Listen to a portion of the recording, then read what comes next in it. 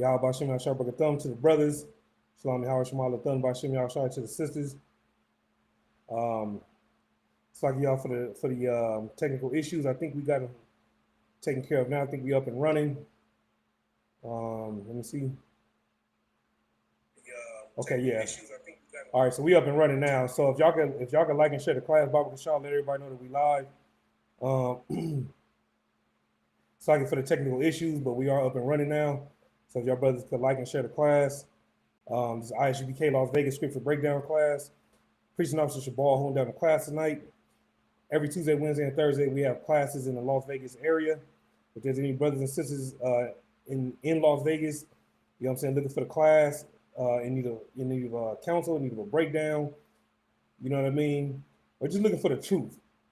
You know what I'm saying? You can find us on Facebook, ISUPK Las Vegas. You can find us on YouTube, ISUPK Nevada. All right. You can also find us on TikTok, ISUPK Las Vegas as well. All right. Since 1969, we've been teaching so-called Blacks, Hispanics, and Native Americans your true identity according to the Bible. And what is that identity? That you are the lost 12 tribes of the nation of Israel, which makes you the greatest people on the face of the earth. You understand? And in 2022, there's no more important thing than our identity. You get my point? And the reason why our identity is so important is because when we come back to our identity, then we'll you know what I'm saying, recognize who we really are, and then we'll learn how the Most High wants us to live, and we'll shed this heathen culture and we'll shed this heathen lifestyle. You get my point? We'll stop living like these heathens. We'll stop living like these Christians. You know what I'm saying? We'll stop being sluts and whores and pimps and drug dealers. You understand? And we'll be you know what I'm saying, priests and prophets of the Lord. You know what I mean? We'll be princesses and daughters of Zion. You know what I'm saying? Like the Bible called us to be. You know what I mean? All these things that we are doing is not of the Lord. You get my point? And as a nation, we're suffering as a nation. You understand? Because we keep ignoring the warnings that the Most High has given us. You know what I'm saying? We're not taking heed to the ass whoopings that the Most High has put on us. You get my point? And so now is a more important time than ever, you know what I mean, that we come back to these law, statutes, and commandments, you know what I'm saying, and serve the Lord like he told us to do. He didn't ask us, you know what I'm saying, he didn't beg us. He's not going to plead with us. The only way he's going to plead with us, you know what I'm saying, by putting us to death. You see what I'm saying? So again, if you can like and share the class for me, let everybody know that we live. The topic for tonight's class, we're going to finish the topic from last week, which is, you know what I'm saying, having mercy on the poor and the oppressed, which is something that Captain Tazariak actually talked about earlier, right? Which is something that the rich man didn't have in the parable that Yahushua gave in the New Testament. You see what I'm saying? And he applied it to people of today. You know what I'm saying? Whether it's your Michael Jordans or, you know what I mean, your LeBron Jameses, you know what I mean? Like, for all the good that, the quote unquote good that LeBron does, you know what I mean? There's still a lot of things that he does, you know what I'm saying, to keep us as a nation down. You get my point? But the thing about it is, though, is that we shouldn't expect too much from them anyway, because they're not in here. And because they're not in here, they don't have a moral compass. And without that moral compass, you won't have a clue as to how to, you know what I'm saying, be a brother to your brothers and how to be a brother to your sisters. You know what I mean? You'll only know how to serve yourself. You see what I'm saying? And in here, we teach brothers how to be selfless. You know what I'm saying? We teach sisters how to have something that the world will never teach them. You know what I'm saying? Which is how to have compassion on your brother, how to have compassion on your sisters. You get my point? And here, there is no envy, there's no strife, there's no animosity. You know what I'm saying? It's just the law, statutes, and commandments. You know what I'm saying? This brotherhood and this sisterhood. You understand? So I'm looking in the chat right now. I don't see any questions. So what I'm doing is I'm gonna pull up this article that I have, right? I'm gonna pull up this article that I have.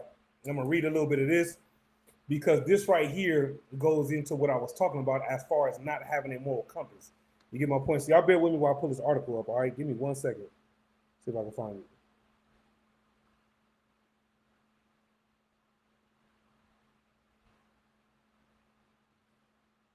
All right, y'all bear with me. All right, let me find the article.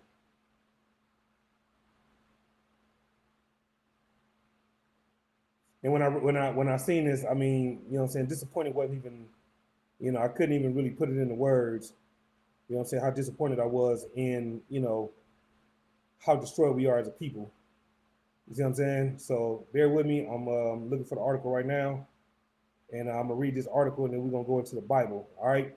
But while I'm looking for this article, if I could, real quick, you know what I mean, I know Officer Rock touched on it on his Tuesday class, which was a hell of a class that he taught on Tuesday, and he was calling the Christian church out for their bullshit.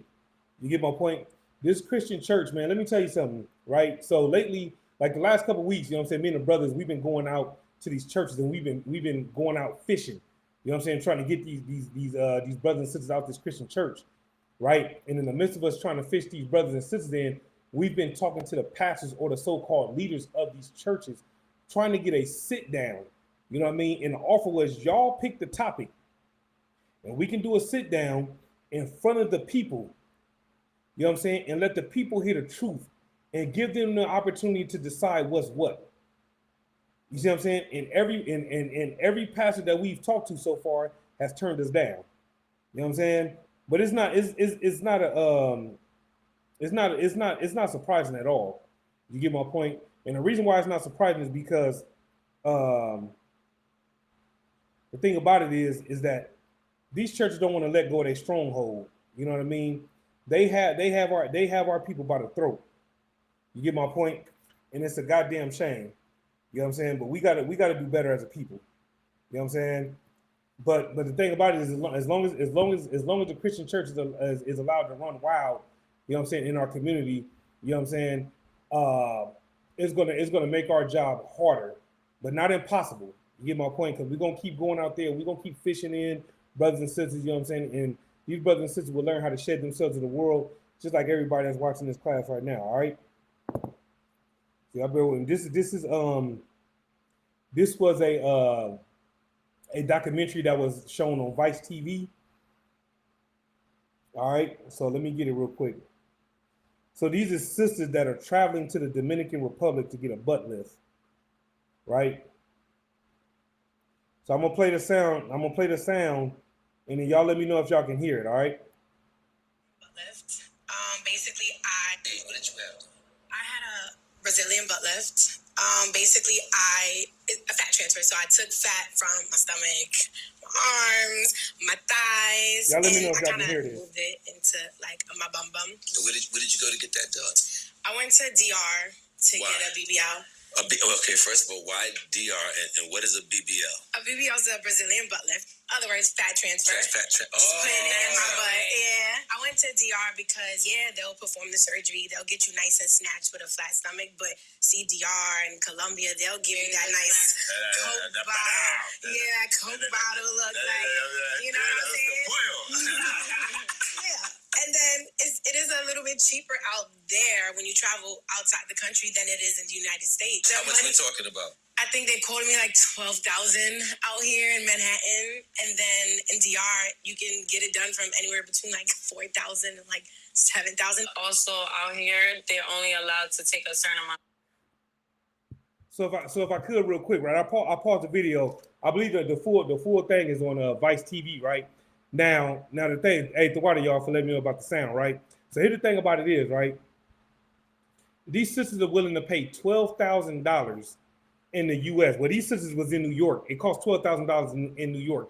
I'm not sure how much it costs in other states, but I don't know if y'all heard the sisters, but they go to the Dominican Republic, you know what I'm saying, which is the so-called, Slovakia.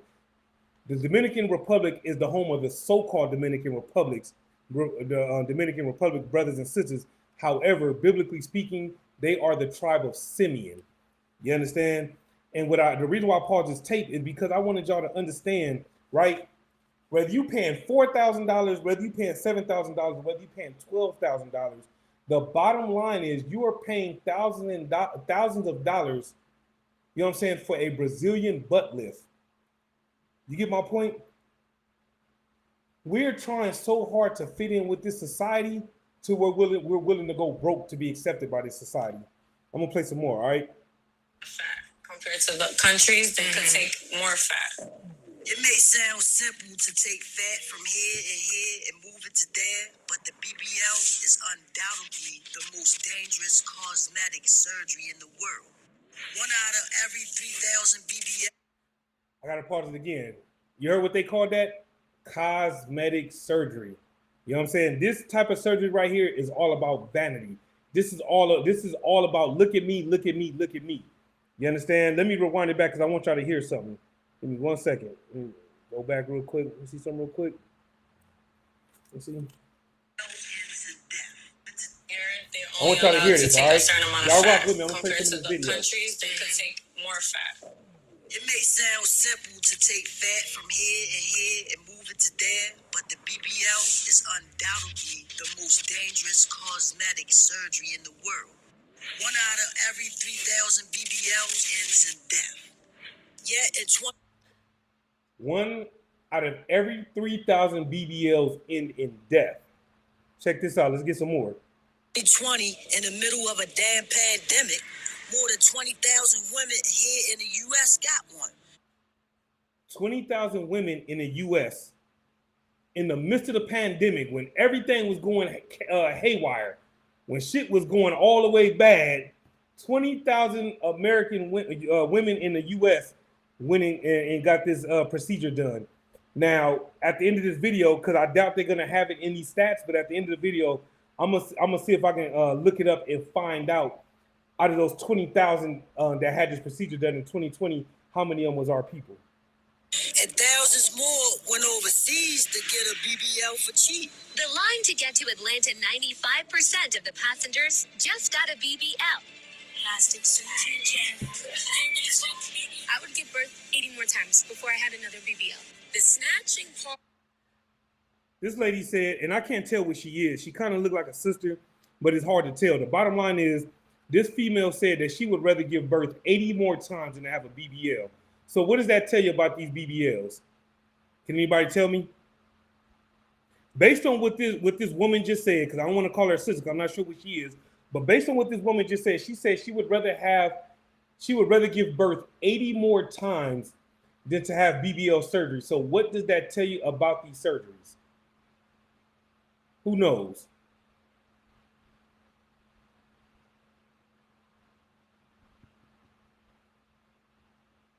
There's two things that there's three things that we learned about this surgery so far.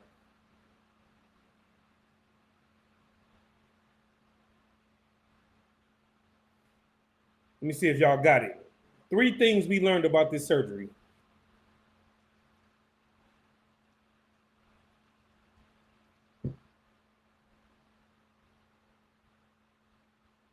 Yes. Excellent point. The sister said that they are dangerous and life-threatening. That's 2 of the 3.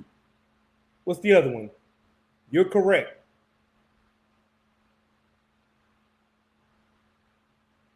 There's one more.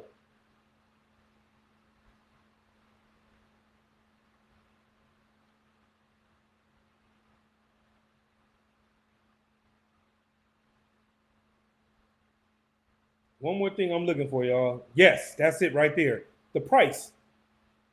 Now, mind you, in 2020, when the pandemic was, you know what I'm saying, when shit was just going all the way bad, right?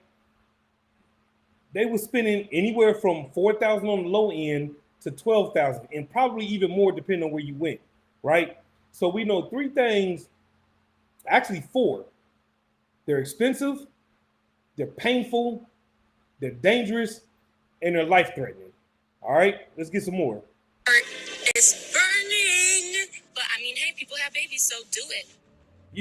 Okay, hold on. Let me run that back. Listen to this. I would give birth 80 more times. You're right, Taco. What they probably did. Let me run this back. I want y'all to hear this. 5% of the passengers just got a BBL. Plastic surgery. Listen to what this woman just said. I would give birth 80 more times before I had another BBL. The snatching part is burning, but I mean, hey, people have babies, so do it. Do you feel that people have babies, so do it? So in other words, if you can deal with the pain of childbirth, you can deal with the pain of having a BBL. Let's get some more. have to take this risk to sort of make it to the top of your line of work? That this is a necessary requirement? I feel like people take the risk just because they just want to look like the fantasy that they've been dreaming of, or that dream body, that dream job. So once you see what you gain from it, then hold on, I got to stop right there. These sisters are so destroyed. She said that they get these procedures done, they get this work done to get their dream job. Now, I'm gonna ask y'all another question. If you spending thousands of dollars on a BBL, what is the dream job for someone who's looking for that perfect body or that dream body? What kind of job are they looking for? Which she called dream job, mind you. What job is this that she's talking about? Who got it?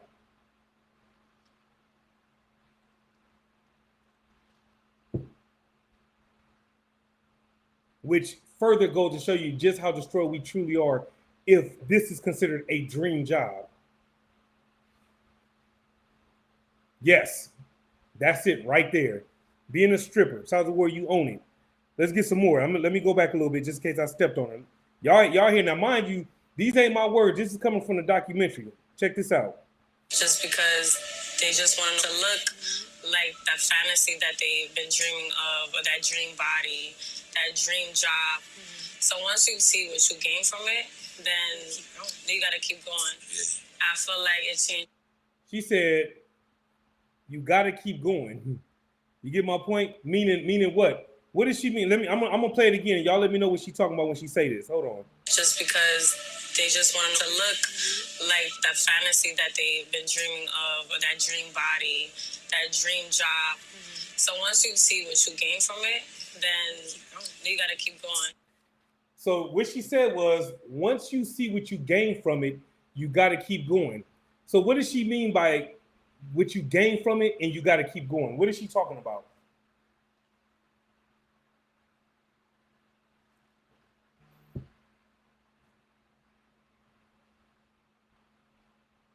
Because I'm gonna tell you right now, everything that we're listening to right now goes back to the scripture that we've been putting the last couple of weeks, which is, for the love of money is the root of all evil.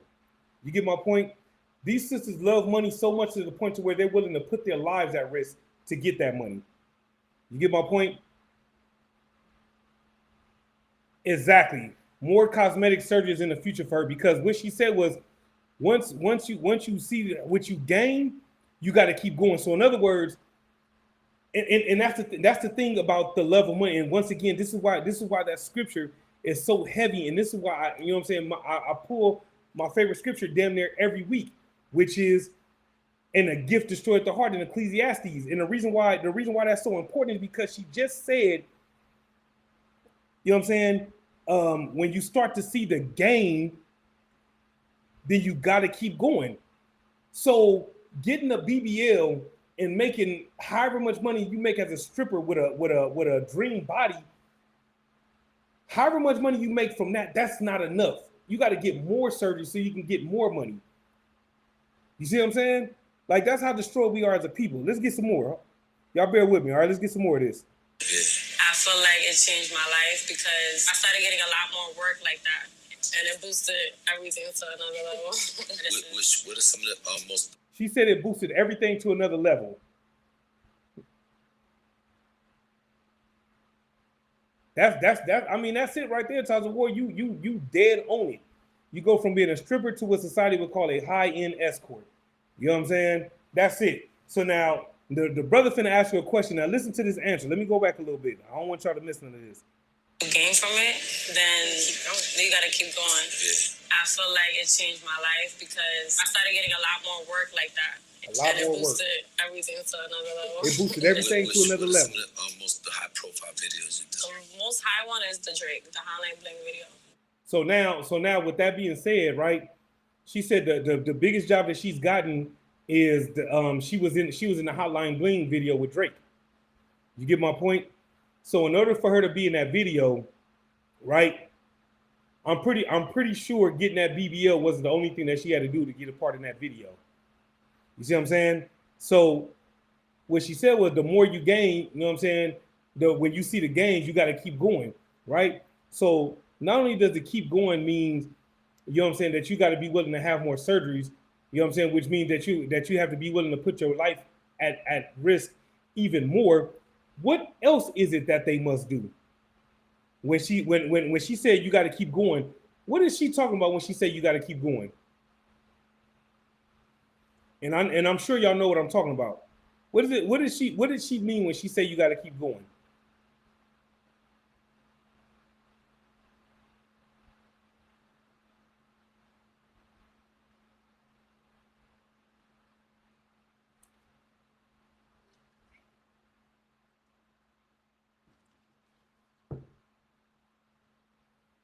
What does that mean?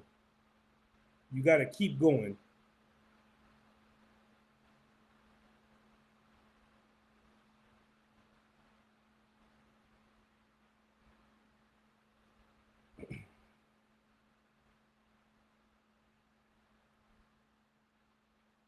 All right, I'm gonna give it to y'all right now. Mind you, she just said that she was in the Hotline Bling. Yeah, that's true, but bring me home, no Times of War. Bring me home, officer. The brother said both of y'all said selling out. That's true, but bring me home, though. Hey, Shalom says Most High in Christ. Bring me home. What y'all saying is correct, but I'm looking for something specific because what she said was the biggest job that she's done to this date is the Hotline Bling video with Drake, which means that this documentary is probably a little bit old because that song is at least a good 5 years old, if I'm not mistaken, right? But y'all brothers are right by saying selling yourself, right? Bring me home, though, because we know that they have to be willing to have more surgeries. But what else must they be willing to do? Because you got to think about it. They're not the only ones going to go get these BBLs. We just heard where it said that in 2020, 20,000 women from the United States had their procedure done. So what does that let you know? That means that there's competition out there. So what separates you from the other 20,000? There it is. There, boom. That's it. That's it. You got to be willing to get down on all fours and handle your business. You get what I'm saying? And to them, it's worth it. You see what I'm saying? That's how destroyed we are as a nation. To where because you got to think about it, right? What the sister said, the extracurricular activity that they ask you to do. Now, if you're Drake, and I'm not saying that this brother's right for this. Just pick up what I'm laying down, right? Now, if you're Drake, you got probably uncountable money, right? And you doing a video to one of the most popular songs, you know what I'm saying, during that year. I can't remember exactly what year that song came out. Y'all help me out if y'all could, right? But he knew that song was going to be a hit. So he decided to do a video for this song, which lets you know what? That means he's Drake, he's owned, he got all the money that you can think of, and he's looking for women to be in his videos, right? He's looking for women to be in his video, right? So in his mind, he's saying, why should you be in my video? You want a spot in my video? What are you willing to do to get a spot in my video? Because because you already know Drake has the mentality, if you get on one of my songs or if you're in one of my videos, you're going to be owned. Just from being associated with me, just from being affiliated with me, you're going to be owned. That's it right there. That's exactly it right there. What are you willing to do to get in this video? And these sisters right here, if they was willing to spend thousands of dollars for a BBL, shit, giving up some throat ain't nothing. You get my point? Laying on your back, you know what I'm saying? Ain't nothing. You see what I'm saying? And it's obvious that they don't care about their bodies because they're willing to get what this documentary said is one of the most dangerous procedures that you can actually have done. So if they're willing to get this procedure done, you think they have a problem with 3-4 dudes taking turns with them at one time? Let's get some more. I just want people to be safe on their decisions, on their bodies. If a doctor tells you no, it's no. While Winnie and Marie had their BBLs done by real doctors, lots of women are going to the black market where silicone butt injections are even more deadly. Went into getting the shots knowing that it was risky. That was wrong. It was just being married in an unhappy marriage. I had a girlfriend who actually had it done.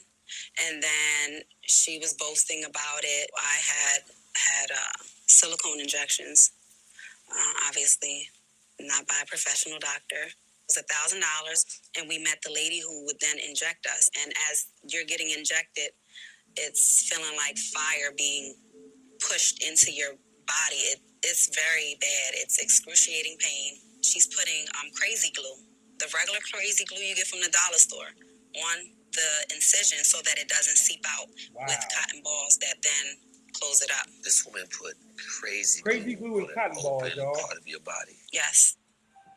Brenda tried to pump up her butt with that cheap silicone injection, but that back alley shortcut put her in the hospital. This is her third surgery just to cut out the infected fat. When somebody has breast implants, they get silicone implants, it's encapsulated.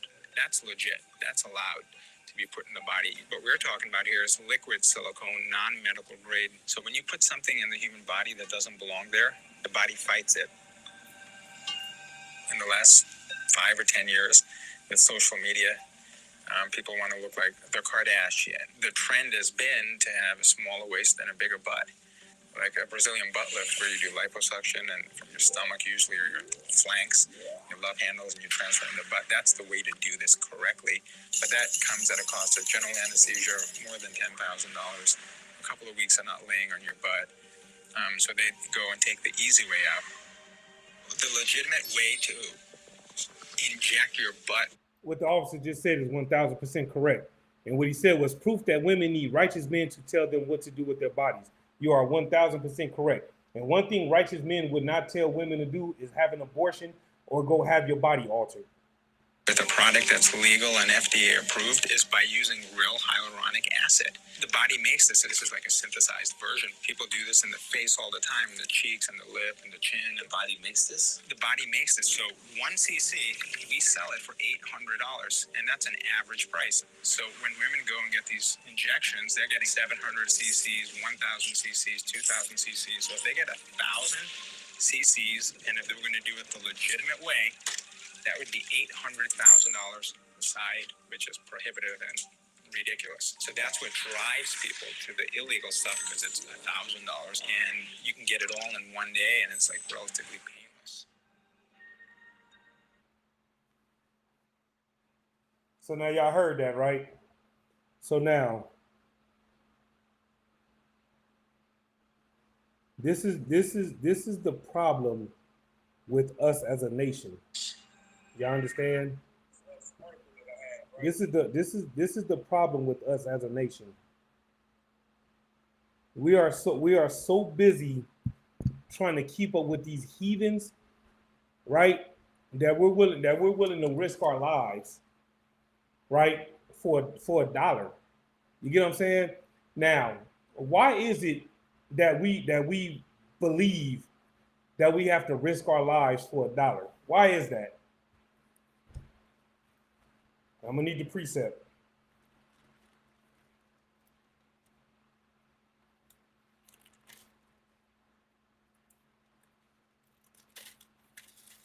Let me see.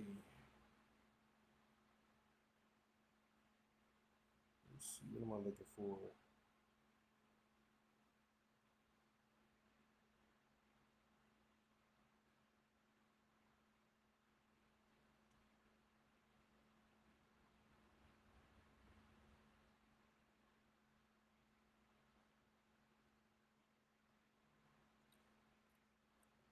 That's one of them, right? That's definitely one of them. Ecclesiastes 7:7 is one of them, right? The gift destroying the heart is definitely, you know what I'm saying, why these sisters felt the need to go get this work done, right? The other thing is this right here, though, right? When you look at the curses in Deuteronomy, the 28th chapter, Deuteronomy 28 and 28. It said, the Lord shall smite thee with madness and blindness and astonishment of heart, which is just like Ecclesiastes 7:7 as far as the astonishment of heart. But it said, the Lord shall smite thee with madness and blindness and astonishment of heart. That blindness is thinking that the only way that you can make $1 is by being a stripper. The only way that you can make $1 is by having sex with Drake so you can get in one of his videos so you can get paid. You get my point? That madness and that blindness is being willing to walk up and down Las Vegas Boulevard, you know what I'm saying, and selling your body for a profit. You get my point? That's the madness and the blindness, right? But here's the other thing about it is though, right? Here's the other reason, you know what I'm saying, why it is. And I'm not saying that being a stripper is lawful. I'm not selling. You'll never hear anybody in the UPK say that selling drugs or stripping or, you know what I'm saying, carjacking or any of those things. You will never hear me say any of those things are lawful, me or anybody in the UPK, right? But here's the thing about it is though, right? Let's drop down to Deuteronomy 28 and 33, right? It says, the fruit of thy land and all thy labors shall a nation which thou knowest not eat up, and thou shalt be only oppressed and crushed always. I'm going to read that one more time because I need y'all to understand just how heavy this is, and it'll make you understand a little bit more why these sisters feel the need to do what they're doing. And again, I'm not giving them no pass at all, right? This is Deuteronomy 28 and 33. It said, the fruit of thy land and all thy labors shall a nation which thou knowest not eat up, and thou shalt be only oppressed and crushed always. You see what I'm saying? Meaning what?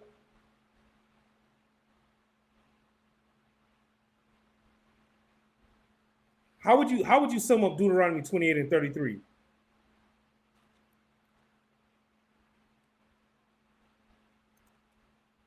It's another scripture I'm looking for as well. While y'all answer that question,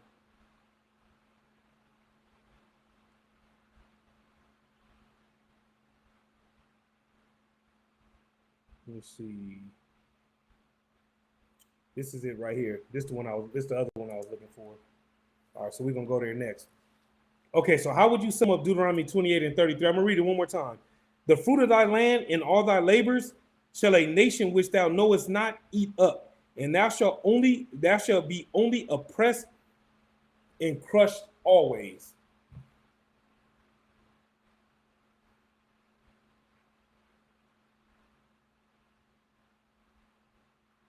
So for time's sake, I'm gonna give it to y'all.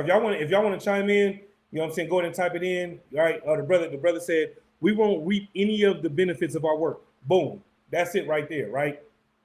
So no matter how hard we work, the colonizer, the slave master, the taskmaster, any word that you want to use to describe the so-called white man, you're going to do all the work and he's going to reap all the benefits. You see what I'm saying? Which is what the brother just said. So we're going to work hard, break our backs, be out there in them fields, whether it's picking cotton, picking corn, picking grapes, you know what I'm saying? Picking oranges, anything you can think of. We're going to be out in the field doing all the work. Meanwhile, the taskmaster is going to get all the money. You see what I'm saying? So in the midst of our madness, right, we turn to drugs, right? And the thing about it is, the Deuteronomy 28 and 33 is how you would translate that is, this is the answer to how the oppressor got a 400 plus year head start. This is how right here, Deuteronomy 28 and 33. They got a 400 year head start because you got to think about it. They insured those slave ships. You get my point? They built these slave ships and they traded us for slave labor. So they got rich off of our backs, literally, and they built these colleges and they built these construction companies, and then they pass them on to their children, and their children pass them on to their children, and on and on and on and on and on. Meanwhile, all we've done is work for one generation, to the next generation, and to the next generation. And that right there is a heavy point. These sisters think that going to the DR to get these procedures done is benefiting them, which it is to an extent. But who is it benefiting more than them? The goddamn taskmaster. It's benefiting them even more. Because like the brother said, that BBL is for the benefit of the oppressor. How do you know? Because he owns the strip club. He owns the production company that's shooting Drake's videos. You get my point? He owns the record labels that you doing a feature on somebody's song. You see what I'm saying? So for as much money as you think you making, guess what? He's making even more. You understand? And this is what we have to wake up to. In 2022, we still don't realize that we're slaves in America. That video that I just played is the proof that we're still slaves in America. Because we believe that the only way that we can make $1 is by transforming our bodies. You see what I'm saying? When if you're a so-called Black, Hispanic, or Native American woman, we're gonna love your bodies no matter what. We're not gonna shame you for not having the biggest breast or the biggest ass. We're not gonna shame you for that. You get my point? We want to know, how righteous of a sister are you? What do you think? How do you feel about abortion? How do you feel about the Christian church? You know what I'm saying? What do you think about pork, shrimp, crab, and lobster? These are the things that we want to know. You get my point? Because here's the thing that everybody needs to understand right now. Check this out, right? Dig this. For every sister that goes and gets that BBL, as her body transforms, what else transforms? Because this is something that y'all need to know. When her body transforms, what else transforms?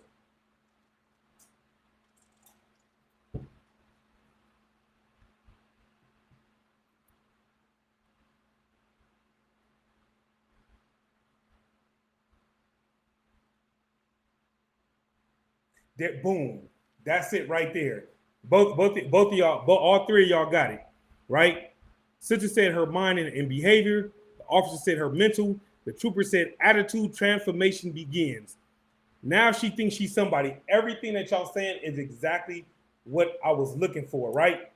And so to draw the point all the way home, to piggyback off of everything that y'all said, and all of y'all are correct, that is the right answer. That's exactly what I was looking for. Let's bring it home even further, right? So now, as her head gets bigger and bigger and bigger, who the hell can tell her anything? Because like the officer said, now she thinks she's somebody. Her self-esteem was way down here before this procedure. Now her self-esteem is way up here, right?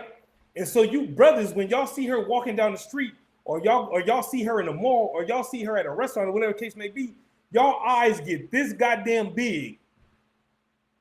And while y'all looking at her and y'all trying to talk to her, y'all not paying attention to her reaction to you. Her attitude from how she reacts to you, saying, hey, sis, how you doing today?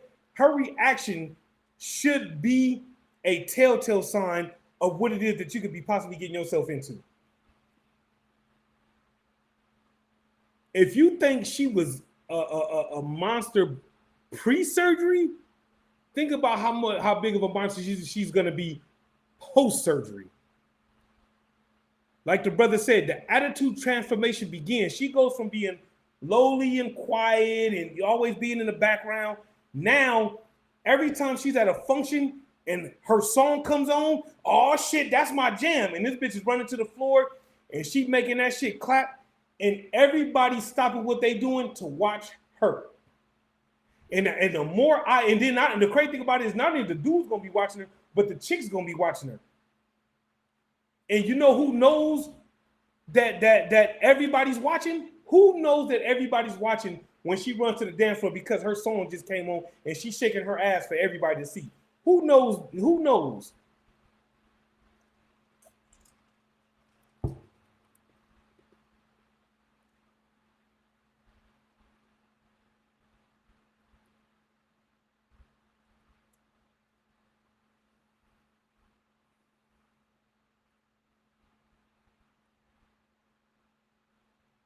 She knows. Boom, that's it. She knows. And the more attention she gets, the more the attitude transformation, it just grows stronger and stronger and stronger. And you went from having a mild-mannered monster to a full-fledged Godzilla. That's what happens. You get what I'm saying? Because we're lost and destroyed in this empire, we believe that our value is our money and our bodies. And because of our money and our bodies, we can be the biggest bitches walking the face of the earth. We could be the most meanest, most cruelest, most harshest bitches on the face of the earth. Hey, Shalom, says Yahweh Shema Thun by Shem Yahshai. You understand what I'm saying though? This is what happens. You know what I'm saying? And don't let no brother get no ends, because I'm sitting there talking about the sisters. Don't let no brother get no ends. Let me tell you something.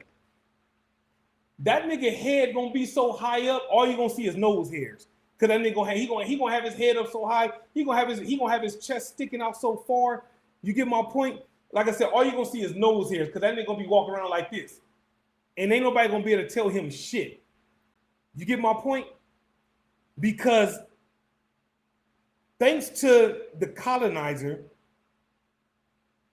we believe that the only value that we have is in our bodies and in our wallets. When in reality, right? Somebody tell me, what's the most valuable thing that we have as so-called Blacks, Hispanics, and Native Americans? What is the single most valuable thing that we have? Let me see if y'all get it. I'm looking for one answer. What is the single most valuable thing that we have? And I'm talking about brothers and sisters.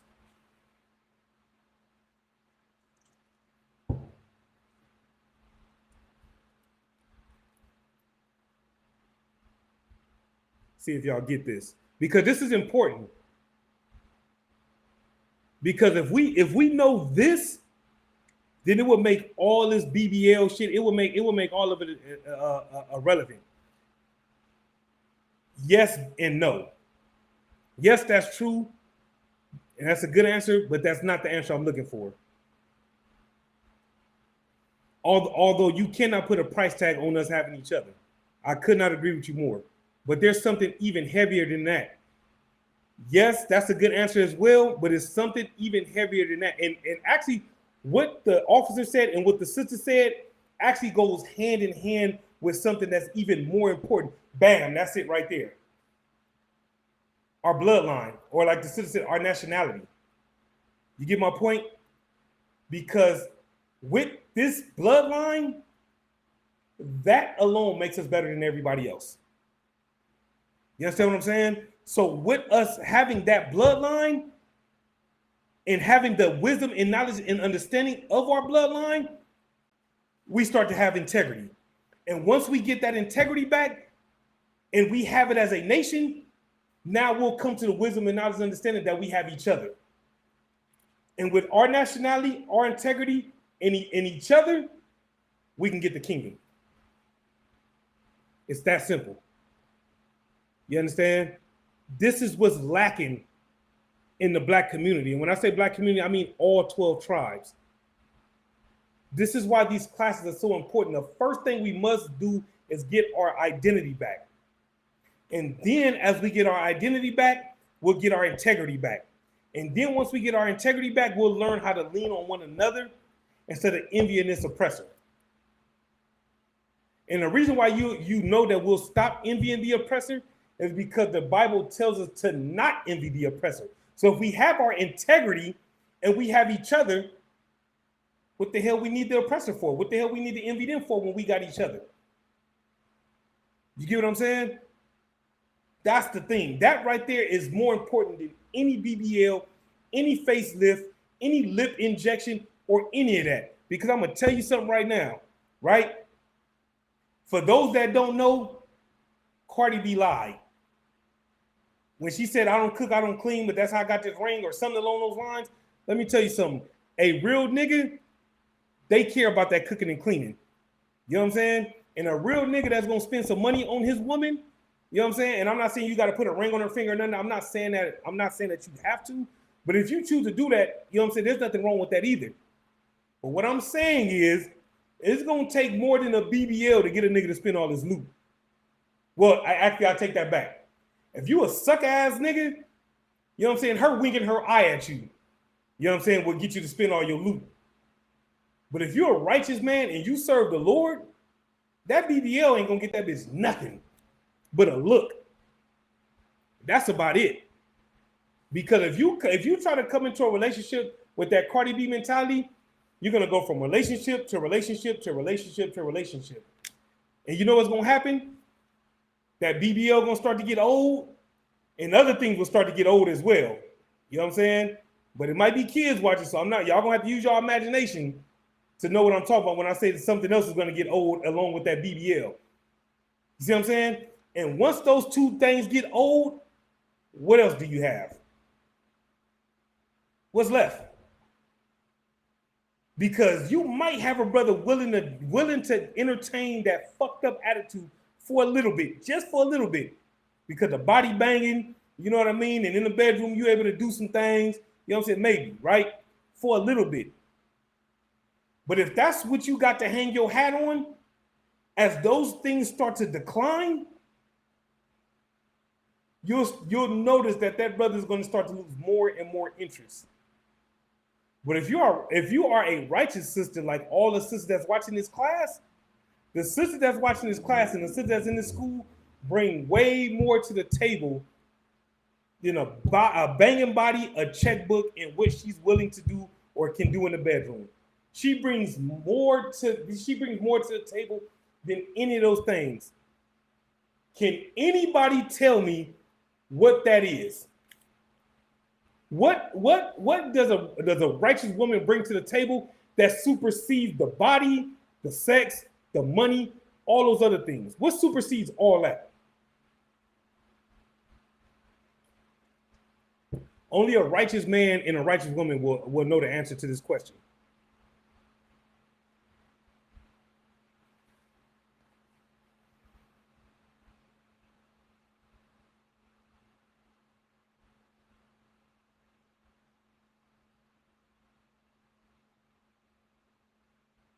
Who got it?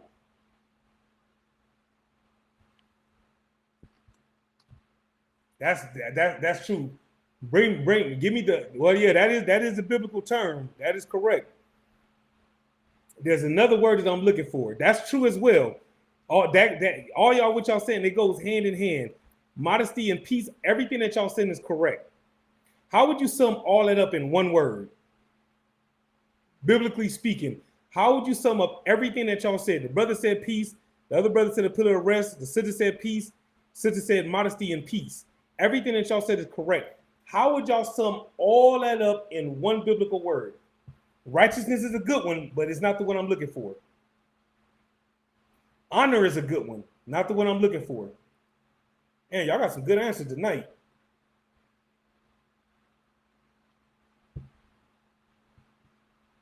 One word I'm looking for.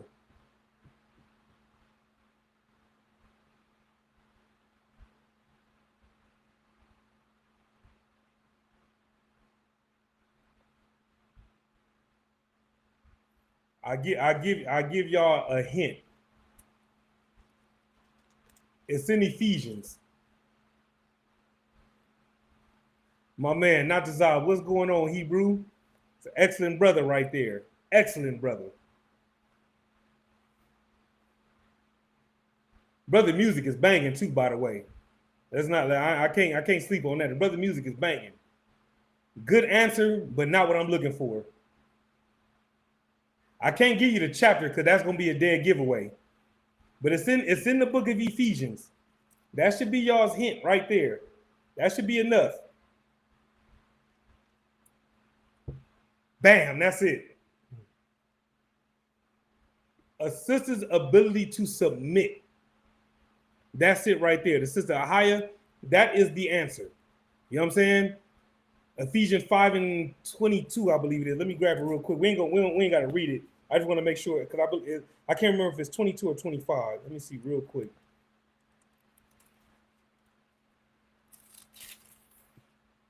Yeah, it's 5:22, right? The ability to submit, right?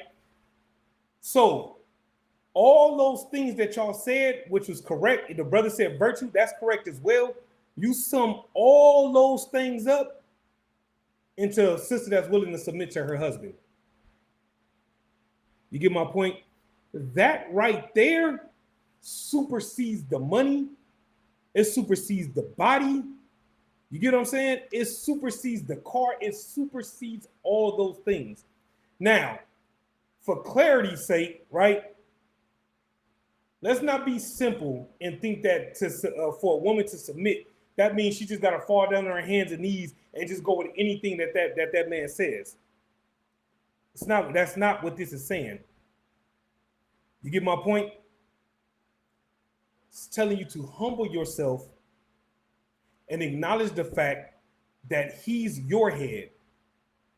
Acknowledge the fact that that he's gonna lead and you're gonna follow him and have his back. That's what that means. You get what I'm saying? To submit means, hey, listen, man, you got the keys to the car. You know what I'm saying? I'm gonna ride shotgun with you. You see what I'm saying? If you fall, I got you. Listen. For you sisters that's in the school, right? And you sisters that might be watching that's not in the school but looking to come into the school, listen and listen good. If you want to lock a brother all the way in, if that brother's looking for confirmation, you know what I'm saying, that you really on some ride or die type shit, let that brother fall in any way, shape, or form. And tell that brother, hey, listen, don't worry about it. I got you. Don't worry about it, nigga. We gonna thug this shit out together. You know what I'm saying? Don't worry about nothing. Ain't no thing. Y'all, you sisters will. I'm not sure if y'all, and this ain't no knock on y'all. I don't think y'all sisters truly understand just how much that means to a brother when he's down. He's already down. He's feeling like shit as it is, right? And he come home and he give you the bad news. And instead of you going to the left and calling him a worthless ass nigga, you a bum. God damn, I gotta take care of all the business again. I guess I'll carry the weight. I guess I'll wear the pants. Instead of doing that, think about his reaction when you tell him, babe, it's all right. Fuck them. You know what I'm saying? You'll find something better. And until you find something better, don't worry about nothing. I got you. And I guarantee you, you know what I'm saying, that right there will take your marriage from here to here. You understand? A brother leaving the house knowing that no matter how hard it get on the yard, when I get home, there's a woman who knows, you know what I'm saying, that the struggle is real, who understands that the struggle is real. And she's going to do everything in her power to remove as many burdens off you as she possibly can. Right? So now let me ask y'all this. In return, what will that brother do?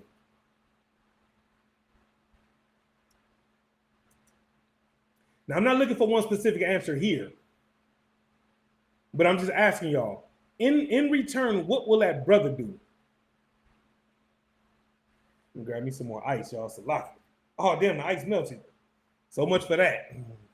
Didn't even have it in the cup that long. And just in case y'all want to know how hot it is in Vegas, you know what I'm saying? I had a cup full of ice.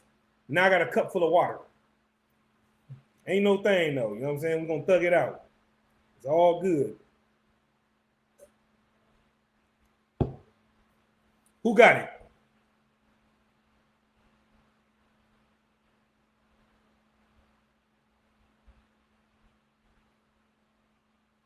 If a brother finds a woman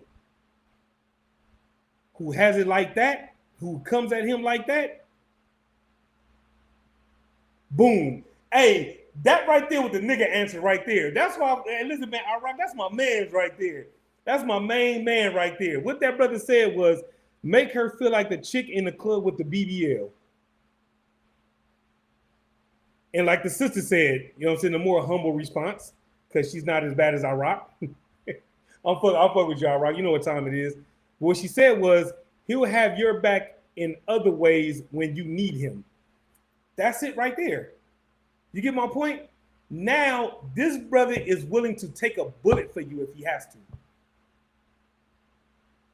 You know what I mean? This brother will go above and beyond, still within the lanes of righteousness, of course. He ain't gonna go out here and hit no lick for you and all. He ain't finna do nothing like that. You get my point? but he will be willing to lay down his life for you if he has to. You see what I'm saying? That brother will take the time to talk you out of any situation. He will be there for you.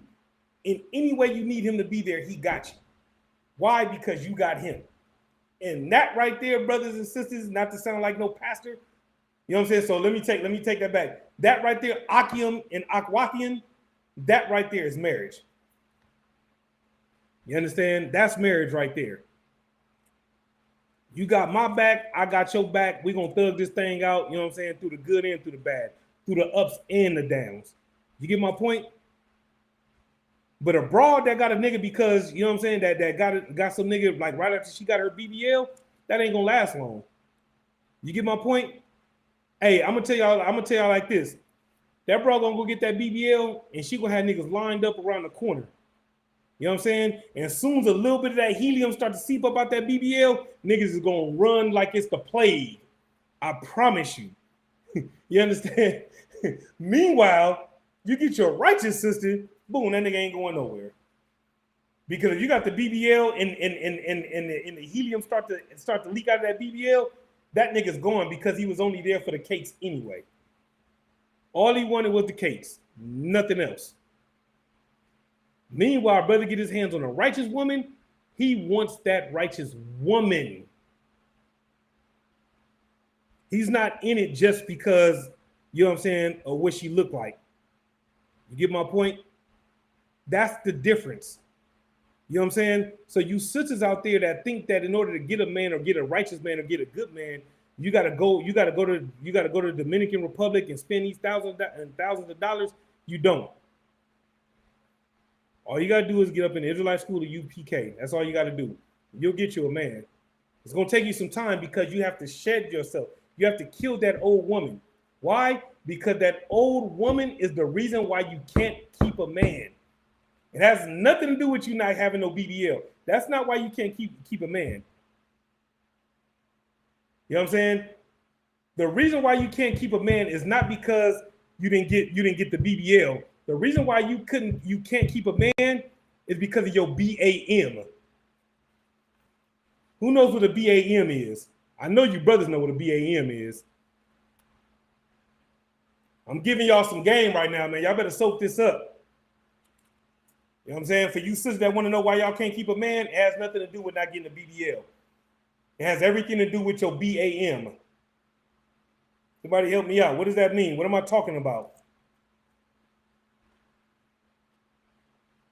Who got it?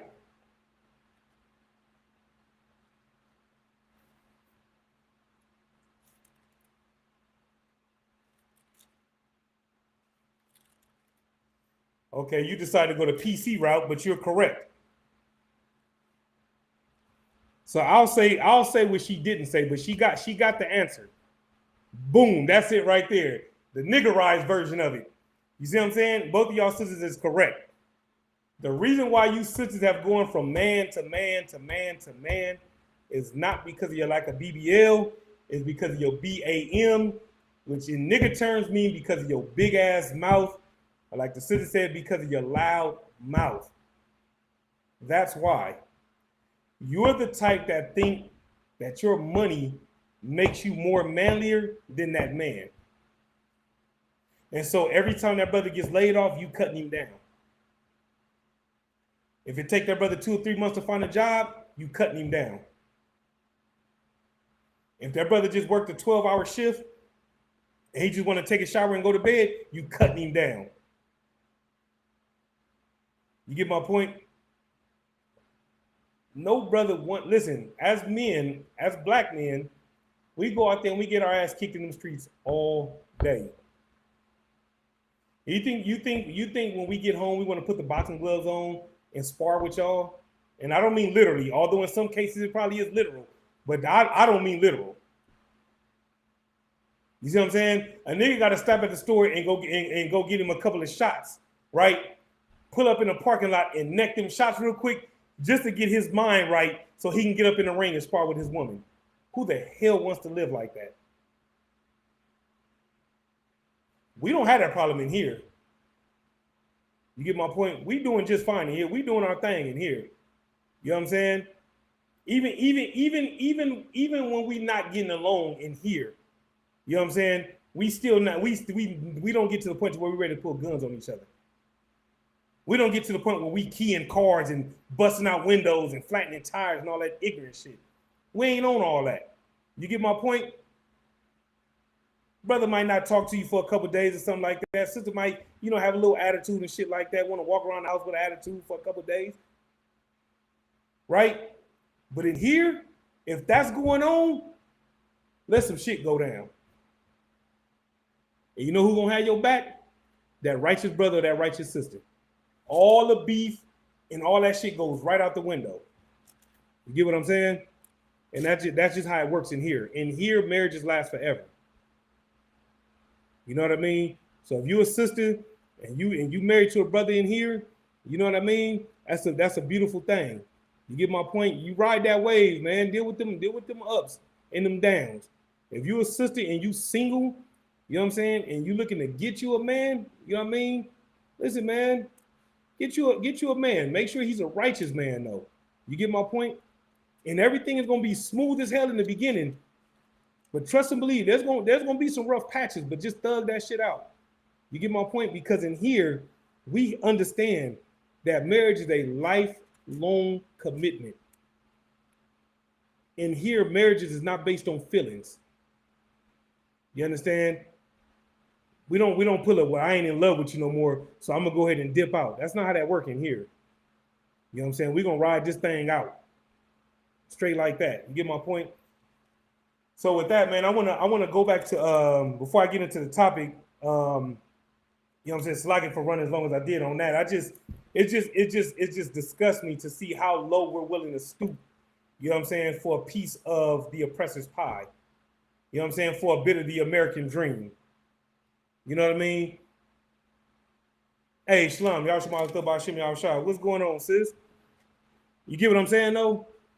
So, but that's it on that, all right? Let me get something else, because this is something right here that we're not talking about enough, right? Deuteronomy 28 and 48. All right, this is Deuteronomy chapter 28, verse 48. It says, therefore shalt thou serve thine enemies, which the Lord shall send against thee in hunger and in thirst, and in nakedness and in want of all things. And he shall put a yoke of iron upon thy neck until he have destroyed thee. Now, let me ask y'all a question, right?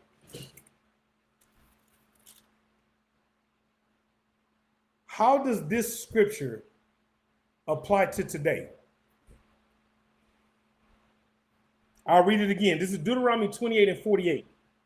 Therefore shalt thou serve thine enemies, which the Lord shall send against thee in hunger and in thirst, and in nakedness and in want of all things. And he shall put a yoke of iron upon thy neck until he have destroyed thee. Why am I pulling this scripture today? What is going on today that makes this scripture so relevant?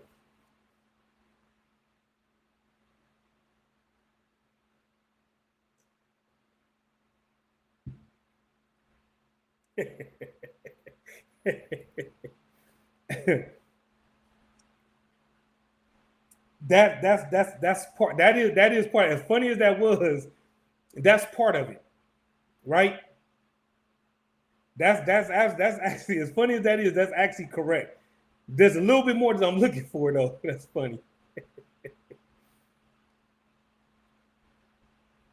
Yes, both of you sisters are correct.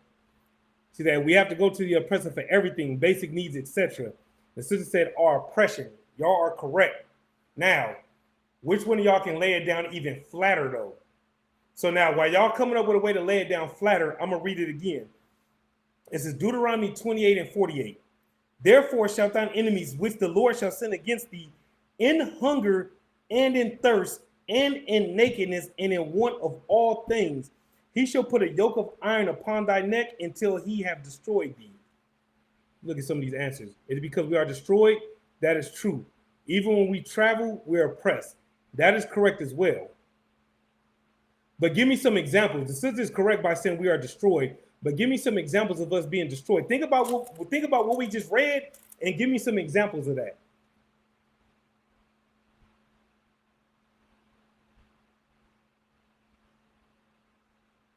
Now, again, there's no, I'm not looking for nothing specific, but just based on the scripture alone, there's so many different directions that you can go in.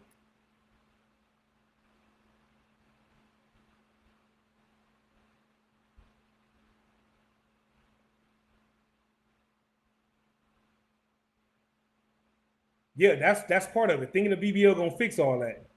I get it. I understand, brother. I understand. You know what I'm saying? That documentary got your eyes wide open. Got you out here looking for the BBLs, huh? So, like, I'm messing with you. The sister said the oppressor makes it hard to get food, water, clothing. The cost of everything is high. That's it right there. Your answer was good. Hers was better. That's funny as hell, though. But you are correct. And what he said, although I laughed, what he said is real shit, though, right? The reason why these sisters believe that they have to go and get these BBLs is because of what this sister just said. The oppressor makes it hard to get food, water, clothing. The cost of everything is sky high. You get what I'm saying? So now, think about it, right?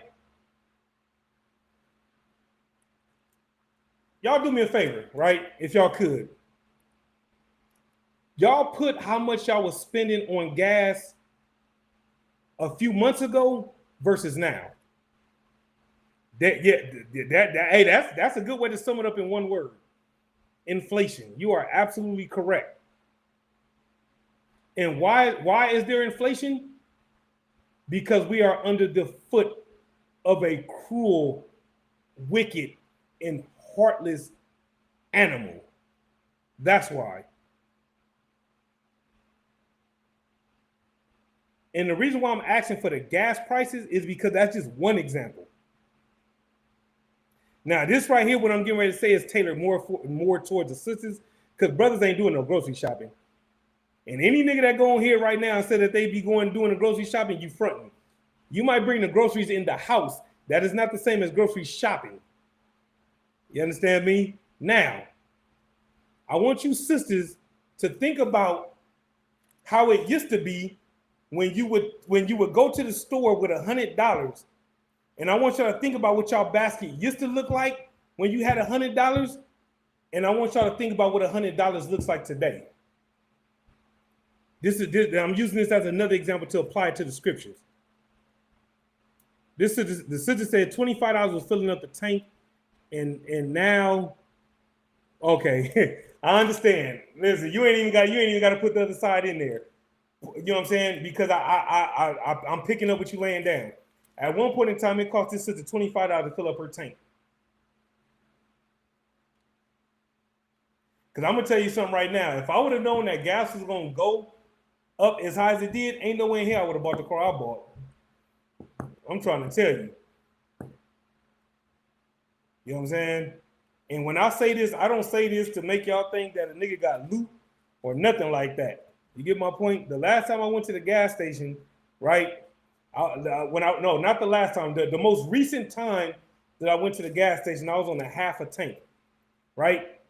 Listen to me good. The last time I went to the gas station, which was just Tuesday, I was at a half a tank. It still cost me $83 to fill that tank back up. And I was on a half a tank. And it cost me $83 to put my tank back to full. So, for those that don't think that this scripture is relevant in 2022, that's just one example that I just gave. How about the grocery store example? Sisters, what y'all know about it? Y'all know plenty. You get what I'm saying? And the cold part about it is it's so hard in the yard that Dollar Tree really needs to get renamed because ain't nothing in there $1 no more. Everything in there is $1.25. You see what I'm saying? And to a simple nigga, man, just a quarter. Yeah, you keep spending that quarter over and over and over again, you'll see that shit start to add up. You know what I'm saying? It should be called Dollar and Up Tree. That's what it should be called now. No longer Dollar Tree because it ain't the goddamn Dollar Tree no more. I remember I used to go up in there and have a field that was the closest thing to shopping I was gonna do. Either going to Dollar Tree or going to the 99-cent store. That's about it. You get my point? And if I had to go to Walmart, I was pissed because that ain't my thing. You get what I'm saying? This is what's crazy about groceries is some people find it cheaper to get their families fast food. They feel they can feed their whole family at McDonald's instead of buying the ingredients at Smith's. And what this sister said is so true and yet so sad at the same time. Do y'all realize how destroyed we are as a nation? When it's cheaper to eat some fast food than it is to buy groceries. Listen, man. Hey, listen. Well, little EBT never hurt nobody. Well, I'm trying to tell you. The brother said he used to fill up his tank with $50. Now he's spending $70 and he getting a lower grade of gas. Make sure you get you some fuel system treatment since you're using a different kind of gas, so you don't mess up your injectors and all that. You get my point? But that's the thing, though. You get what I'm saying? This is where we are. You see what I'm saying? Like, and now now some of us have to pick up second slaveries, and in some cases third slaveries, because everything is so goddamn high. And then the crazy thing about it is this. Here's the crazy thing about it, right? The crazy thing about it is you go to these fast food restaurants, right? And a large no longer looks like a large. I don't know if y'all been paying attention, but a large looks like a medium, and a medium looks like a small, and a small looks like a kid's cup. You know what I'm saying? I went to McDonald's earlier today, right? Because I got the app, so I got all these coupons and discounts, all this other kind of shit. I ordered a large fry. Now, the large fry is not even the same size as the large fry, and not only that, they not even filling the goddamn cup up no more. So you paying more and getting less. And you telling me this scripture don't apply to us in 2022?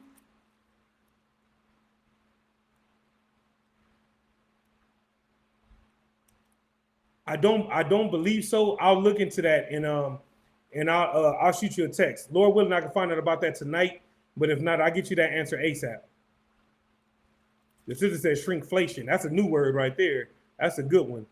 The brother said the burgers are even smaller now. I remember as a kid, McDonald's and Burger King burgers was big. That's the thing. Listen, man. Hey, Big Macs used to be Big Macs, right? And used to, you know what I'm saying? Big Macs, and I didn't even, you know what's funny? I didn't even trip on that until just right now. Even the burgers are getting smaller. You know what I'm saying? Big Macs used to be Big Macs back in the day. Now the Big Macs is a Big Mick. Who knows what a Big Mick is? Sister say, I watched a video where they were comparing the actual amount that you're receiving in those cups. It's basically the same amount, just looks bigger. Yeah, that sounds about right. You know what I'm saying? That's even something as small as that could be considered crafty counsel. You get my point? So yeah, they going up on everything. You get what I'm saying? And even the stuff that's on the dollar menu, right? The quantity is way smaller than it used to be. You get what I'm saying? So now, when I said, you know what I'm saying, they no longer selling Big Macs, they selling Big Mix. Anybody know what I'm talking about? Anybody remember the movie?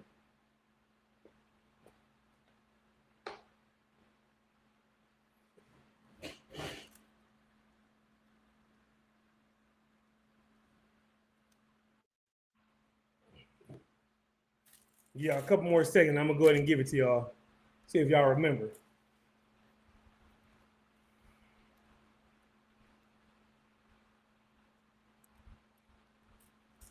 Some of y'all probably don't even remember this movie.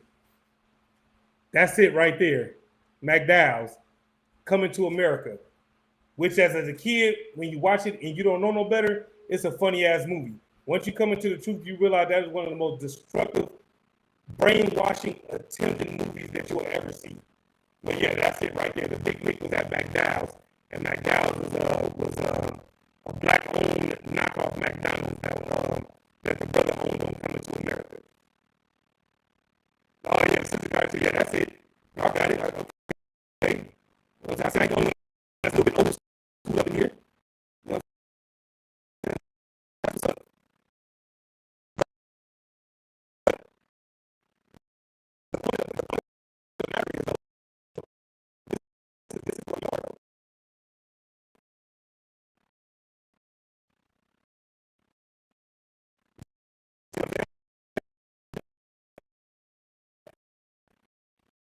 It's not bad things. It's not bad things about the nation.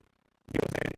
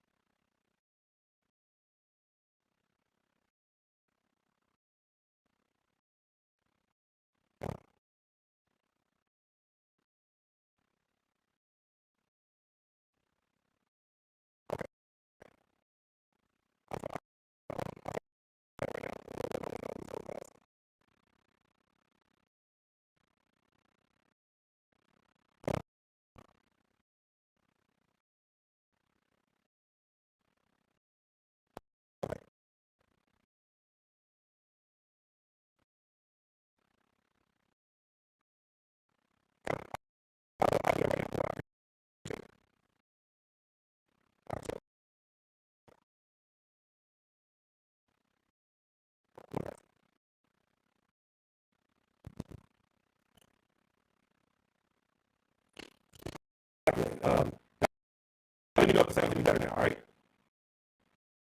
I have to do a little bit of adjusting real quick, all right? How we sound now? We up and running. We good to go. What's going on? I'll talk to you. Let me know what's good.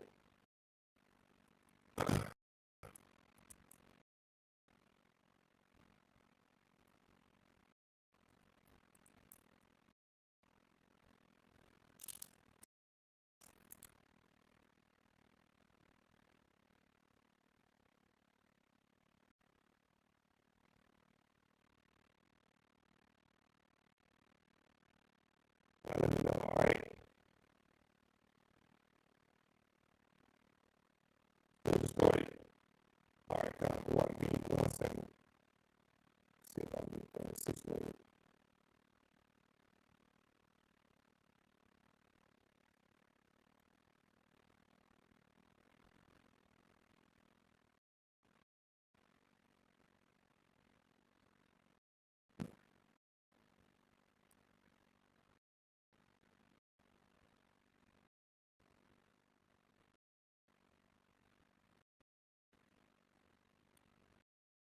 All right, bear with me, all right? Let's see if I can get this thing back up and running.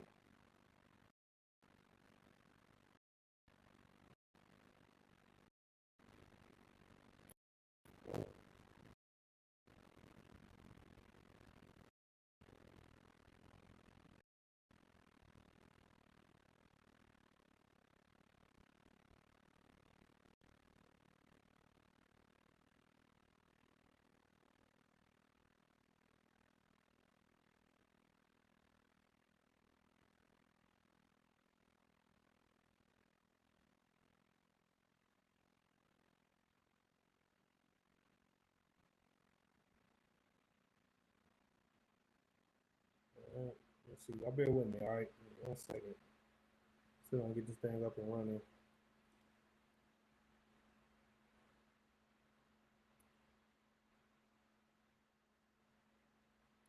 All right, let me see how it sounded.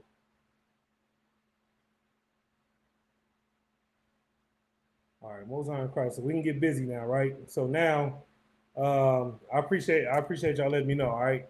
So now, for time's sake, right? I'm gonna wrap up Deuteronomy 28 and 48.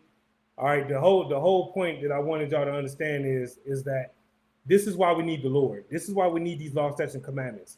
You get what I'm saying? So that we can get the oppressor's foot off of our throats. All right. You know what I'm saying? So with that, I'm gonna get into the top, which actually what we just read in Deuteronomy 28 and 48 is actually a perfect segue, right, into the topic, which is mercy for the poor and the oppressed, which is something that the so-called white man knows nothing about. However, if we come to serve the Most High, you get what I'm saying? We'll get that mercy. You get what I'm saying? I'm trying to think. Last week we did, I believe, Proverbs 14 and 31 and Psalms 9 and 9. Let me check. I know we did Proverbs 14 and 31 last week. Let me grab Psalms 9 and 9. Because I don't remember where we left off at. Salakia, y'all, let me see something real quick. Psalms 9 and 9. I'll just start there, all right? We got about 30 minutes left in class, right? Actually, I'll just do the whole thing. You know what I'm saying? We'll run through them real quick, right? The first scripture that we're going to get is Proverbs Chapter 14, verse 31. We're going to start there, all right? And we're just going to run down for the last 30 minutes, all right? We're going to go into some scriptures. That's a perfect segue from what we were just talking about, all right? So this is Proverbs chapter 14 and verse 31.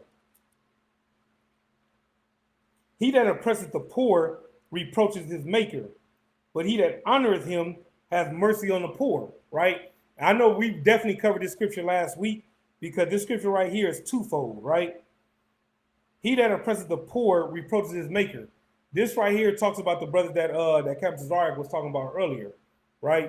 Talking about the Michael Jordans and the LeBron Jameses, you know what I mean? And he was talking about how when Shaq stopped dealing with Reebok because Reebok was selling his shoes for too high, right? And then went to I can't remember where you can find Shaq shoes at now. Let's just go with Walmart, let's just say, right? So he started selling his shoes at Walmart, right? And everybody shitted on him. You get my point? Everybody shitted on him because his shoes ain't in Foot Locker or Foot Action. I don't even know if Foot Action is still around, but y'all get my point. The point is, instead of him having his shoes in these high-end stores, he put his shoes somewhere that's easily accessible for everybody. You know what I mean? Like the brother said, Stephon Marbury did the same thing. You get what I'm saying with the Starberries. You know what I'm saying? And they shitted on him for that. You get my point? But we want to love Michael Jordan. You know what I'm saying? And the reason why we love Michael Jordan and we shit on brothers like Stephon Marbury or Shaquille O'Neal is because we're a respecter of persons. You get my point? And we have to stop being a respecter of persons. You know what I'm saying? While we sitting there looking up to them because they shoes is $200, $250, $300, and all these other kind of things, right? The scripture is against brothers like that. We just read it. You see what I'm saying? It says, he that oppresseth the poor reproaches his maker. You see what I'm saying? The reason why these brothers are in the position that they in is because the Lord allowed them to be in that position. Not for you to further oppress your own people. You get my point? But however, to help your people. You know what I'm saying? Coming out with a signature shoe and selling for $200 is not helping your people. You get my point? TD Jakes collects all the money. If I could real quick, since I mentioned TD Jakes, right? So now, we've gone to two different churches to fish brothers in, right? And in them two churches, right, in a quote-unquote Bible studies, both of their topics were the same. Now, mind you, these are two different churches, and their topics was the same. And you know what that topic was? Money. The topic was money. You get what I'm saying? My main man, Shabayala, what's going on, priest? How you doing, man? You get what I'm saying, though? Like two different churches we went to looking to fish brothers and sisters in, seeing if we can set up a debate with the pastor in front of his people so that we can show them who the Lord is really with. You get my point? And both of these churches on two different sides of town both had the same topic, which was money. You see what I'm saying? And the churches, it's the churches, you know what I'm saying, that are responsible for oppressing the people. You get what I'm saying? They're oppressing the poor. Because all you do is talk about money and you making the poor empty their pockets as if their pockets ain't empty as it is. You see what I'm saying? Let's get some more. Let's get Psalms 9 and 9. You know what I'm saying? Again, you know what I'm saying?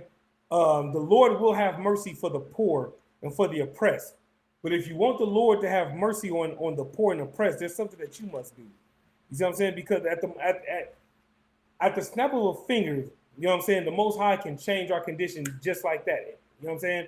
But he requires something from us as well. You see what I'm saying? This is Proverbs chapter 9, verse 9. I mean, it's like Psalms chapter 9, verse 9. The Lord also will be a refuge for the oppressed, a refuge in times of trouble, right? So now let's look up the word refuge real quick.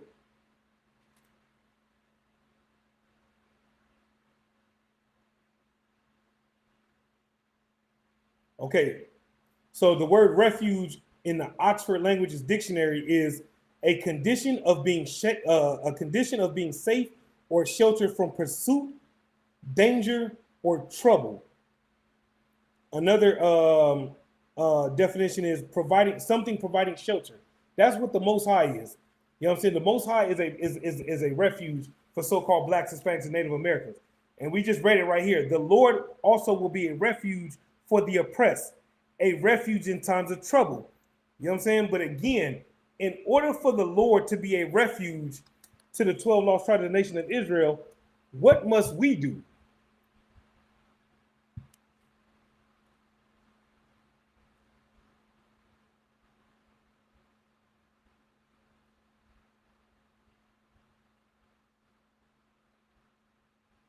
What must we do? If we looking to get that refuge from the Most High, you know what I'm saying? If we looking for that protection, if we looking for that shield, you know what I'm saying? If we looking for that covering from the Most High, what must we do in order to get that covering or that protection from the Most High?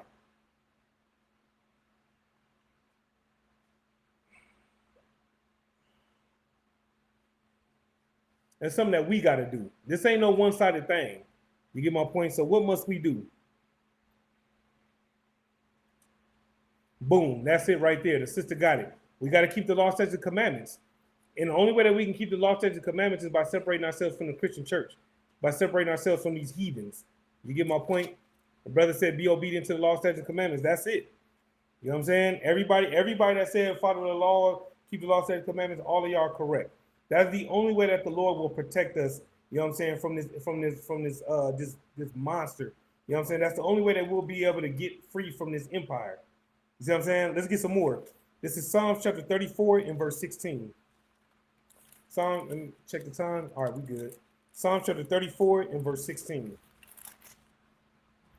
We're gonna read 16 to 18. All right, this is Psalms chapter 34, starting at verse 16. The face of the Lord is against them that do evil, to cut off the remembrance of them from the earth. Verse 17, the righteous cry, and the Lord heareth, and delivereth them out of all their troubles. 18, the Lord is nigh unto them that are of a broken heart, and saveth such as be of a contrite spirit. Right? Now let's look up the word contrite.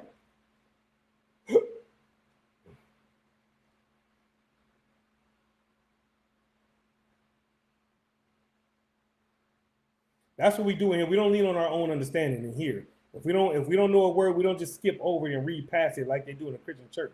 You know what I'm saying? We look it up. You know what I'm saying? The brother said follow the laws. He's absolutely correct. This is contrite in the Oxford Language Dictionary.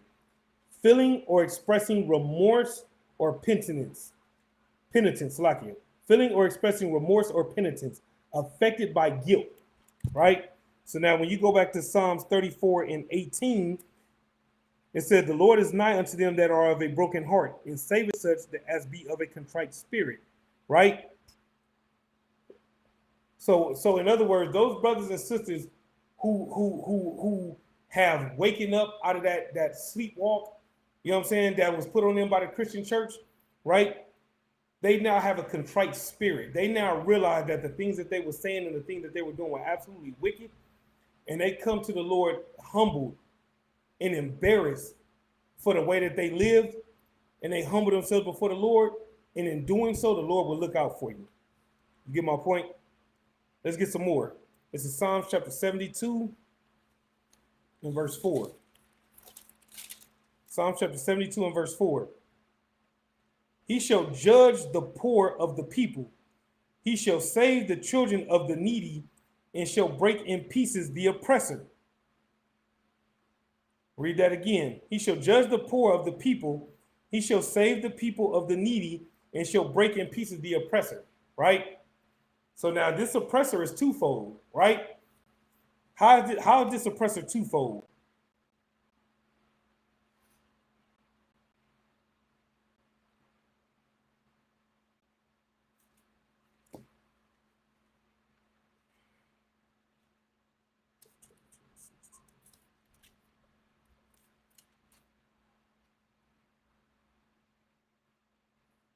How is this oppressor twofold in Psalm 72 and 4 that the Lord will break into pieces?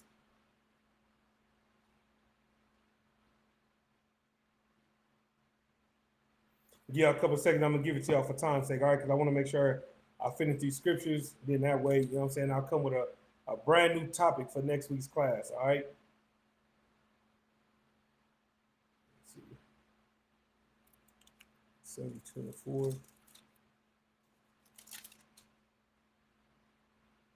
It says, he shall judge the poor of the people, he shall save the children of the needy, and he shall break in pieces the oppressor. That's an example right there. You know what I'm saying? I'll take that. The sister said it could be referring to those pastors. Yes, it could not, but to bring it home all the way, because you're right. It can be referring to those pastors, but it could also be referring to any of the rich of Israel who continue to oppress their own people. You get what I'm saying? The Lord is not just going to come back and destroy the heathens. You know what I'm saying? The Lord, when he comes back, when he sends Christ and the angels back, you know what I'm saying? He's going to destroy those amongst us who refuse to repent, who refuse to shake loose their pockets. You get what I'm saying? Who choose to be selfish as opposed to being selfless. You get what I'm saying?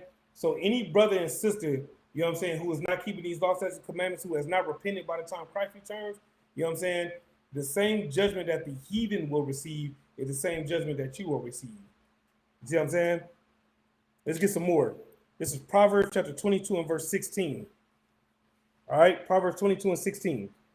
He that oppresses the poor to increase his riches, and he that giveth to the rich shall surely come to want. Who is that talking about right there? Y'all should already know what time it is with that. That right there should be clear as day. It says, he that oppresses the poor to increase his riches, and he that giveth to the rich shall surely come to want. Who is that talking about?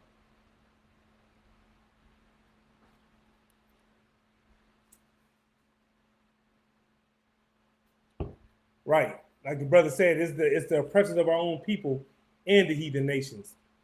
Boom. That's it right there. So-called black leaders, right? Think about it. Esau as well. You're right. This is twofold. So now Iraq was there with me when we went to them churches, you know what I'm saying, to fish, right?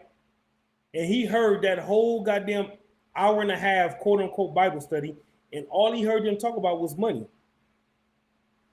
All he heard them talk about was money and how the Lord loves a cheerful giver, and never said anything about any other law. But he drove home the point about that money. And so now what he's doing is he's oppressing the poor to increase his riches. Because if you look at some of these churches, man, they look like football stadiums damn near. You get what I'm saying? They got the state-of-the-art technology. They got flat screens all over the place. They got the finest cameras.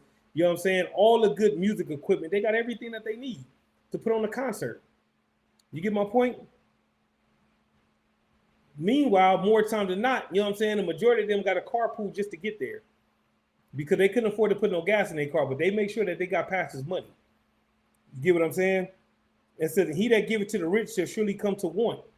You get my point? Meaning what? Those so-called black leaders that want to give the so-called white man all his money, as opposed to coming together with other rich black folks, you know what I'm saying, and providing a safe haven for their own people, you know what I'm saying? There's gonna come a point in time where they're gonna be in one. You see what I'm saying? Just like, once again, like Captain Zari was bringing out earlier when he was talking about the rich man and Lazarus, when he went into that breakdown. You know what I'm saying? This is them right here in Proverbs 22 and 16. You see what I'm saying? Let's get some more. We're gonna go New Testament. The brother said pastors. He was there with me, so he's right when he say that. He is 1000% correct when he says that. We're gonna go to Luke chapter 4 and verse 18. All right, Luke chapter 4, verse 18, written in red. The Spirit of the Lord is upon me because he has anointed me to preach the gospel to the poor. He hath sent me to heal the brokenhearted, to preach deliverance to the captives, and recovering of sight to the blind, to set at liberty them that are bruised, to preach the acceptable year of the Lord. That's verse 19, right? So now, based on this class, right? Who is the poor? Who is the brokenhearted? Who are the captives? And who are the blind? And who are the bruised?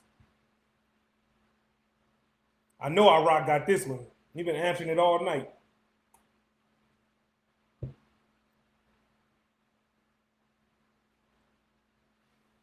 Who got it?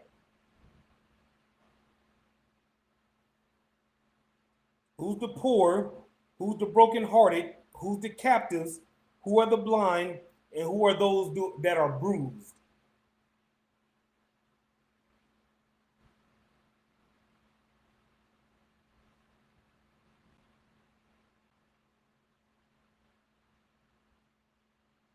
That's true. I was looking for something specific, but you're correct. It is talking about the 12 lost tribes of the nation of Israel. You are correct. Boom. That's what I was looking for. You know what I'm saying? I was waiting on our rock to put the nigga version in there, but you are correct. Them sisters that's in that documentary, you can sum this scripture up with them alone, and you could be done with it.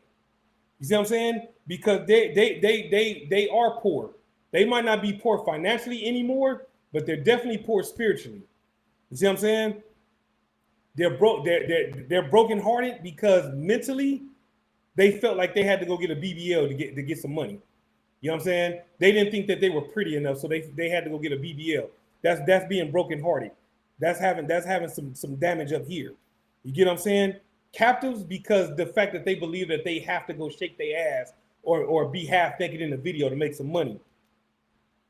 Bruised, you know that applies to them because of all the pain that they was talking about that they was in from getting a procedure done, right? But that's the specific answer. But like the brother said, Israel is all these people. Yeah, I knew he was gonna put that in there, right? But he's correct though, and not just them females, right? But them brothers that's sleeping under the bridges right now, them brothers that's sleeping behind trash cans. You know what I'm saying? Them brothers that's over there on Fremont Street. You know what I'm saying? With no blanket, and from the sound of it, it's not like it started raining again, right? So now imagine being in a city where it's either hot, raining, or both. And you got to dig in a trash can and pull out newspapers or pull out cardboard for shelter. Think about that. That's who Christ is talking to. You get what I'm saying? About 10 more minutes. Let's get some more. We're gonna go back to Deuteronomy, right? We'll go back to Deuteronomy. Back to the 28th chapter. All right. And we're gonna read 48 again. We're going to start at 48, but we're going to read down to 50, all right? This is Deuteronomy chapter 28 and verse 48. We read this earlier. We're going to get some more, all right? Therefore shalt thou serve thine enemies, which the Lord shall send against thee in hunger and in thirst, and in nakedness and in want of all things. And he shall put a yoke of iron upon thy neck until he have destroyed thee. Verse 49, the Lord shall bring a nation against thee from far, from the end of the earth, as swift as the eagle flieth, a nation whose tongue thou shalt not understand. Verse 50, which I'm gonna break down and spend a couple minutes breaking down verse 50 for sure. Verse 50 says, a nation of fierce countenance, which shall not regard the person of the old, nor show favor to the young. Right? It's a possibility that we might end in the class on these couple of scriptures right here, all right? So now, we already broke down 48. You understand me? What about 49? Who is the nation from afar? Who is that nation?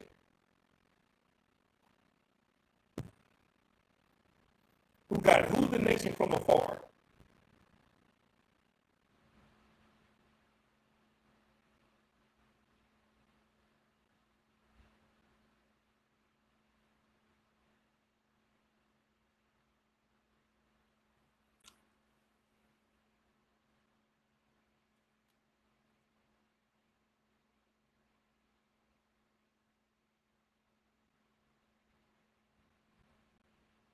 All right, for time's sake, I'm going to give it to y'all, right?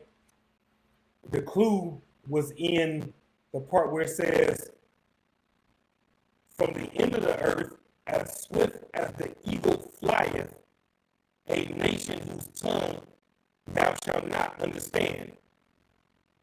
So now, for time's sake, who's that talking about? That's talking about the so-called white man. Biblically speaking, Esau or Edom.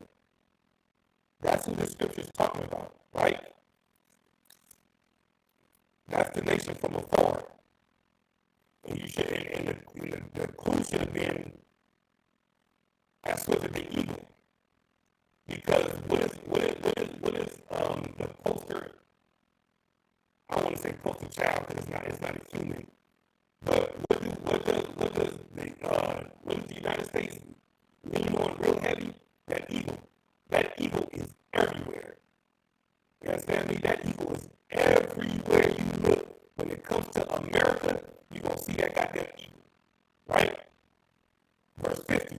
It says, a nation of fierce countenance which shall not regard the person of the old, nor show favor to the young.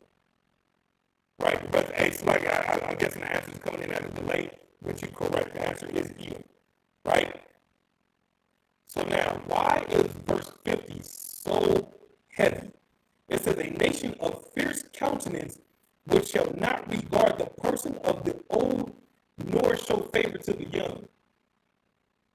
What's going on there?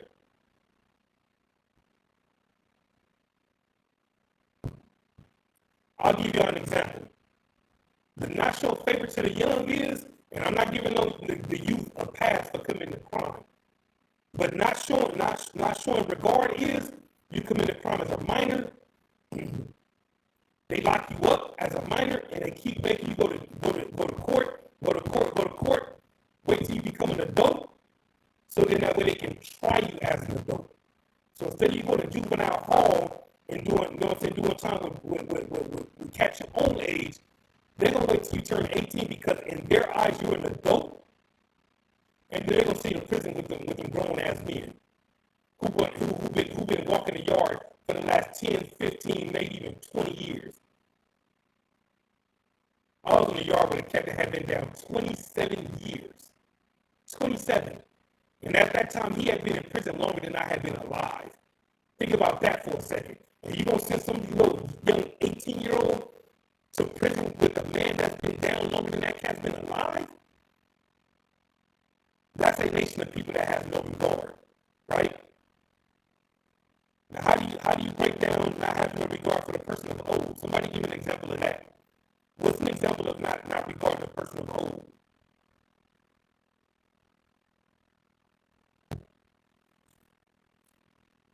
See what y'all got.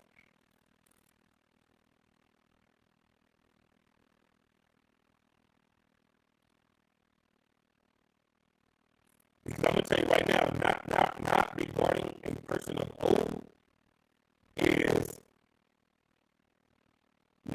making someone work until they're 65. That's a good answer. That's a good answer, right? And that's correct because they waited to Bill Cosby's an old ass man, they locked him up. You know what I mean? So you're correct when you say that, right? But what I was looking for was more so like, think about it. Think about your parents, for example. They worked their whole lives. And now they older, bodies are falling apart. You know what I mean? And despite all the years that they was in the workforce, for the oppressor, you give them an allowance. And if they can say, look, if they don't have a 401k, if they don't have some kind of pension or retirement, a lot of them are living off of what, $800-900 a month. You get my point? Here's the even crazier thing about it, right? So now you give them $800-900 a month, right? And then you get these senior citizen apartments, right? But not only do you create senior citizen apartments, but you make senior citizen apartments 4 stories high. So you got these old ass men, these old ass women having to climb 4 flights of stairs. Why? Because there's no elevator, right? But not only that, though, the gig is though, right? You're climbing all these steps, right? You're in the senior citizen apartment, and you pay rent like it's a regular apartment. So now the allowance that they give you is just enough to cover your rent. But what about the utilities, right? What about your groceries, right? What about the internet? I know that's a luxury, but you get my point. But you work for 35 years. You work 35 years of your life. And you tell me because you're retired, you can't get internet. So now you gotta go be a greeter at Walmart or something like that. And I'm not just expecting greeters at Walmart. My point is, most of those greeters at Walmart should be at home. But because of the oppression, because of the lack of regard to the home, it's like you got women who are in their 60s, men that are in their 70s, still working. You got men and women that can barely stand up straight because of wear and tear on their knees from the years and years of hard bondage. And they can't afford to retire. Unless Christ returns, there are going to be some brothers and sisters that are going to die slaving. That is literally going to die, not in a retirement home, not, you know what I'm saying, in a rocking chair. You know what I mean? They're going to probably, and I'm not wishing this on no brother or sister. You know what I'm saying? However, it's real life. There's going to be a brother or a sister in their 70s, possibly 80s, driving to some slavery at 6 in the morning, and they're going to have a heart attack, and they're going to crash their car. Or they're going to be at their slavery, and because they've been on their feet all goddamn day, they're going to have a stroke. Now, again, I'm not saying all this because I wish this on our people. I would never wish harm on our people. The point I'm trying to make is that elderly should not be working in the first goddamn place. That's the point. But because we're under the boot of this oppressor, right? We're under the boot of the oppressor who just got to walk in the cow shit. And he got his boot mashed into our faces. Now, I mean that figuratively, but the sad part about it, in some cases, it could be figuratively as well. That's the part about it. You know what I'm saying? But this is how destroyed we are as a nation, right? We need the Lord, and we need to serve the Lord, and we need to follow Christ. You understand? Because the Most High Christ has mercy on the poor and has mercy on the oppressed.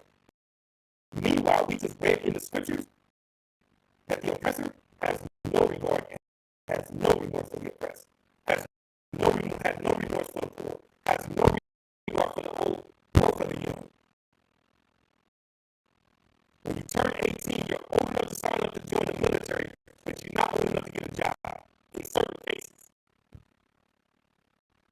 You know what I mean? That's what it means to not show regard to the poor, to the old. You know what I'm saying?